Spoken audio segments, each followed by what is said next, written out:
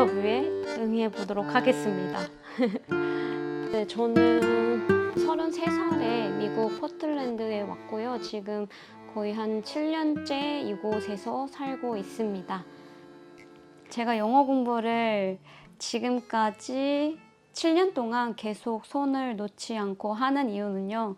부족한 게 많아서 그래요 라는 그런 말보다는 좀 이렇게 말하고 싶은 것 같아요. 내 마음을 표현함에 있어서 조금 더 잘 표현하고 싶다. 대화를 함에 있어서 조금 더 내가 하고자 하는 말을 더 잘 전달하고 싶다. 이런 마음들이 간절해지는 것 같습니다. 영어 공부에 영감을 준 사람은 저의 영어 공부의 스승입니다. 이 책 제가 진짜 한 5, 6년 됐거든요. 저는 이 책을 아직도 읽거든요. 제가 생각했을 때는 이 책이 정말 진실되게 방법을 가르쳐주는 책? 요즘에 유튜브 채널 같은 데서 영어 어떻게 해야 된다 이런 영상들을 보면은 공감하는 내용도 있지만 사실 이렇게까지 좀 극단적으로 얘기해야 되나? 그런 영상들도 있거든요. 음식으로 치자면 인공적인 첨가물이 많은 그런 영상들을 생각했을 때 저는 이 책이 첨가류 없이 정말 되게 진정성 있게 써진 책이다. 그리고 그런 방법들을 가르쳐주는 책이라고 생각을 합니다. 그렇기 때문에 이거는 근데 이제 개인적인 저의 견해고요. 여기에서 쓰여진 방법도 저한테 되게 잘 맞았고 제가 효과를 보고 있고 그렇기 때문에 지금도 저는 그 방식대로 하고 있거든요. 제가 영상을 편집하다 보니까 아주 중요한 얘기 몇 개를 빼먹었더라고요. 그래서 추가로 촬영을 하게 되었습니다. 이 책을 굉장히 신봉한다고 말씀드렸는데요. 이 책에서 말하는 말하기 공부 방법은 소리 내서 말하기입니다.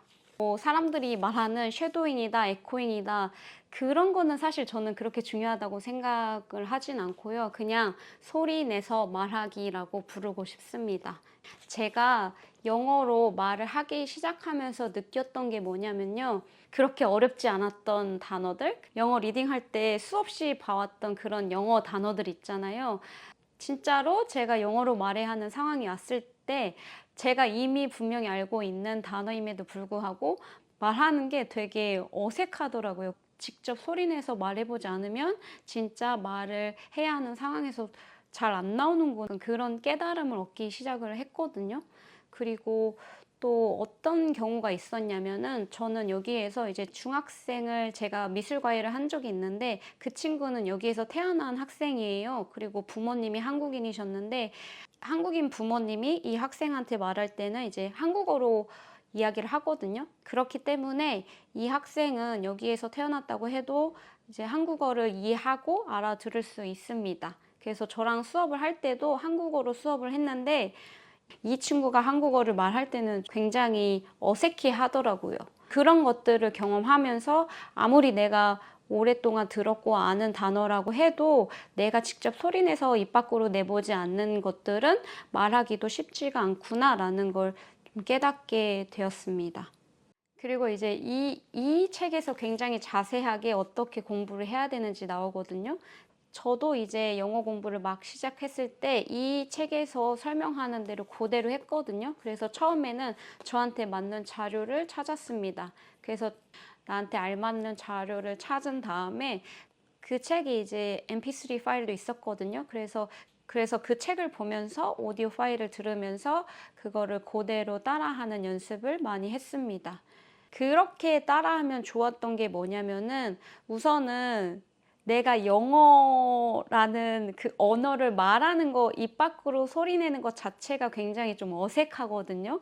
그렇기 때문에 그런 걸 따라하면 좀 내가 스스로가 편해지더라고요. 그리고 영어로 대화를 하면서 느끼는 게 뭐냐면 그 영어 단어 하나하나의 정확한 발음을 아는 것도 중요하지만 그 어쨌든 대화라는 건 문장으로 이야기를 하는 거잖아요. 문장을 소리내면서 말하기 연습을 하면 좋았던 게 이제 그 문장의 리듬이 있죠. 그 문장의 인토네이션이 내 몸에 익숙해지거든요. 그게 나중에 대화할 때 굉장히 도움이 많이 됐습니다. 그렇기 때문에 저는 소리내서 말하기가 정말 중요하다고 말하고 싶습니다. 영감을 주는 것들은 아무래도 제가 예전에도 제 영상에서 언급했던 그 그릿이라는 책이고요. 나도 과연 될까 안 될까 엄청 의심을 많이 했거든요. 초창기에는요.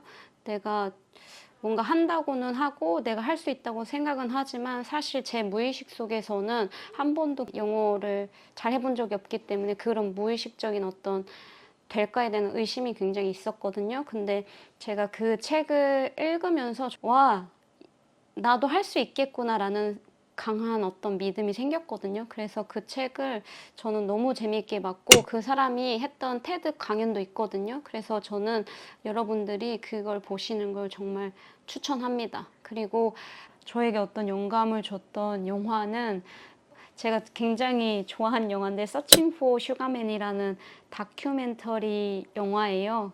그 사람이 이제 음악인인데 자기 음악에 대한 어떤 열정을 끝까지 끌고 가는 사람이거든요. 상황이 되게 안 좋음에도 불구하고 자기 꿈을 포기하지 않고 계속 끌고 가는 사람이고 겸손하고 노력하고 좀 그런 사람이에요. 그 사람의 어떤 삶을 바라보는, 삶을 대하는 자세가 굉장히 멋있더라고요. 그리고 되게 재미있는 영화입니다. 전혀 지루하지 않고요. 정말 많은 영감을 주는 그런 영화였습니다. 저는 첫 번째는 환경을 바꿔줍니다. 그래서 제가 카페 가는 걸 굉장히 좋아하거든요. 내가 좋아하는 카페 혹은 새로운 카페 투어를 하면서 그곳에 가서 공부를 합니다. 그리고 두 번째로는 일기를 씁니다. 일기를 쓰는 이유는요. 진짜 영어 공부 자체를 하는 건 아니지만 일기를 쓰면서 저는 내가 왜 영어 공부를 해야 되는지 내가 영어를 잘하면 어떤 것들을 해보고 싶은지 그런 것들 많이 적거든요. 그런 것들을 좀 스스로 다시 한번 상기하면서 마음을 다시 다잡는 것 같아요. 그리고 마지막으로 진짜 쉬고 싶다 할 때는 그냥 쉬는 것도 저는 좋은 것 같아요. 조금 쉬어야지만 또 그 다음에 또 잘 되기도 하거든요. 그래서 이제 그런 것들을 나 스스로 잘 생각해서 내가 지금 그래도 어느 정도까지는 타협할 수 있는지 나랑 그런 것들을 좀 생각해 보시면 좋은 것 같아요. 그리고 그 다음 질문은요?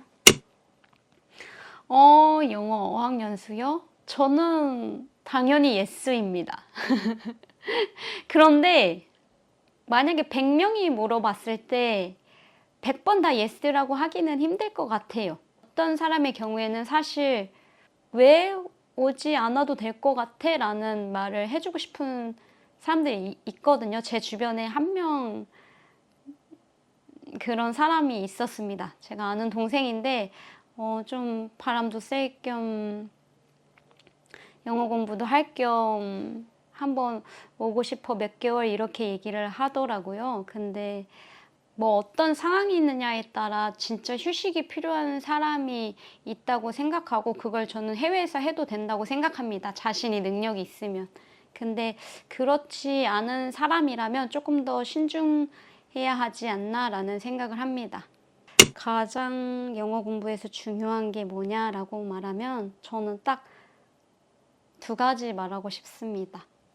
근면과 굳은 믿음이요. 초보자분들에게 꼭 말씀드리고 싶은 건 네 가지가 있는데요. 첫 번째는요, 영어 공부 자료를 아무거나 선택하지 않으셨으면 좋겠습니다.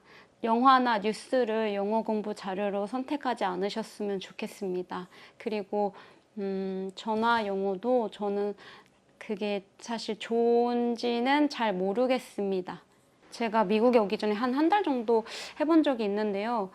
저는 오히려 제가 어떤 하고 싶은 말을 하지 못하니까 좀 답답하더라고요. 그리고 재미가 없더라고요. 그렇기 때문에 저는 그게 저한테는 효과적이지 않았습니다. 그래서 그렇게 추천하지는 않습니다.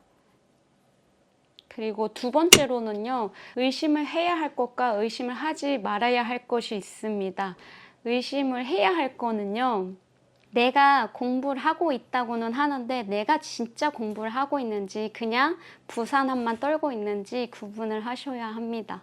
그리고 의심을 하지 말아야 할 거는요. 내 실력이 늘까에 대한 의심은 절대 하지 않으셨으면 좋겠습니다. 저같이 정말 아주 영어에 대한 어렸을 때 기본적인 공부 없이 정말로 저는 영어 공부 말하기를 시작했거든요. 그렇고 지금은 제가 잘하지는 못하지만 그냥 미국 애들이랑 대화는 하거든요. 그렇기 때문에 절대로 의심하지 않으셔도 됩니다. 그리고 세 번째는요. 자연의 이치라는 거 있잖아요. 기본, 어떤 진리라는 거에 대해서 한번 생각해 보셨으면 좋겠습니다. 물은 위에서 아래로 떨어지잖아요. 그리고 해는 동쪽에서 떠서 서쪽으로 지고, 영어 공부라는 것도요. 결국에는 자연의 이치를 생각했을 때 내가 더 많이 노력한 만큼 좋아질 수밖에 없거든요. 그래서 그걸 한번 생각해 보셨으면 좋겠습니다. 그리고 마지막으로 네 번째는요. 아무래도 정말로 매일 하는 것입니다.